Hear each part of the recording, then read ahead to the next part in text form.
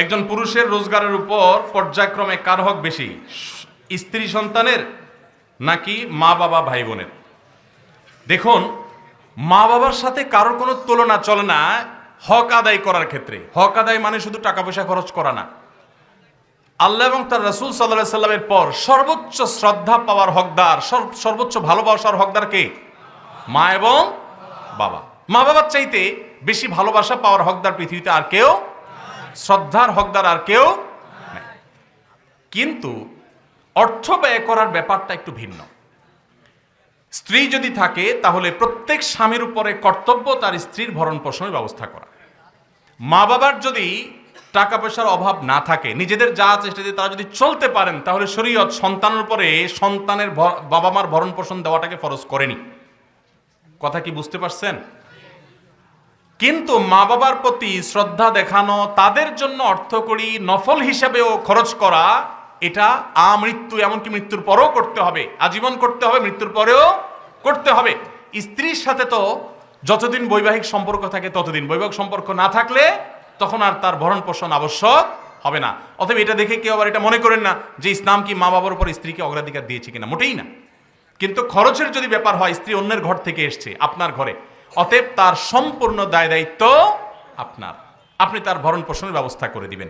বিধায় মা বাবা তাদের জন্য খরচ করবেন। যদি তাদের টান থাকে, যা আছে তাদের না হয়, তখন আপনার উপরে কর্তব্য হবে তাদের জন্য খরচ করা। আপনি 10,000 টাকা ইনকাম করেছেন, মা বাবার কোনো ইনকাম সোর্স নাই, আপনি না দিলে তারা আর খেতে পাবে না, অন্য কোনো সন্তান নাই বা তারা দেয় না, তখন আপনি স্ত্রীর জন্য যদি 5,000 খরচ করেন, মা বাবার জন্য আপনাকে 5,000 খরচ করতে, 5,000ই খরচ করতে এমন কোনো কথা নাই, তাদের ভরণ পোষণের ব্যবস্থা করতে হবে। কথা কি বুঝতে পারছেন? তাহলে তাদের না থাকলে তখন আবশ্যক হবে, আর স্ত্রীর থাকুক আর না থাকুক, সর্বাবস্থায় স্ত্রীর ভরণ পোষণ স্বামীর উপরে কর্তব্য।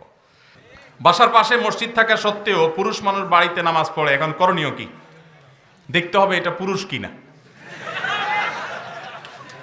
কারণ পুরুষ হইয়া যদি বাড়িতে নামাজ পড়ে মসজিদে না যায়, তাহলে তার পুরুষত্ব নিয়ে সন্দেহ করার সুযোগ আছে। আমি আর ওই শব্দ উচ্চারণ করলাম না যেটা আপনারা করতে চাচ্ছেন, না, ওই শব্দের মার্কেটিং আমরা করব না।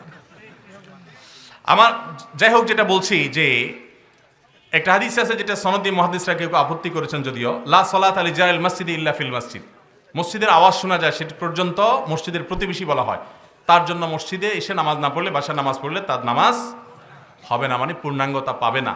এটা না তামাম থাকবে, অপূর্ণাঙ্গ থাকবে। সমস্ত উলামায়ে কেরাম প্রায় ওয়াজিব, যে জামাতের সাথে একমত, যে জামাতের সাথে পুরুষ মানুষের জন্য হাজির হয়ে নামাজ পড়া ওয়াজিব। সলাতুল জামাআতে তাফদুলু সালাতাল ফজর বি 27 দারাজা। একাকী নামাজ পড়ার চাইতে জামাতে নামাজ পড়লে কত গুণ সওয়াব বেশি হয় জানেন? 27 গুণ। 1 টাকা 27 টাকা পাইলে জীবনে আপনারা কেউ 1 টাকার অফার নিতে দেখবেন? কিন্তু নামাজের ক্ষেত্রে আমরা সেটা বুঝি না। আল্লাহ আমাদেরকে বোঝার তৌফিক দান করুন।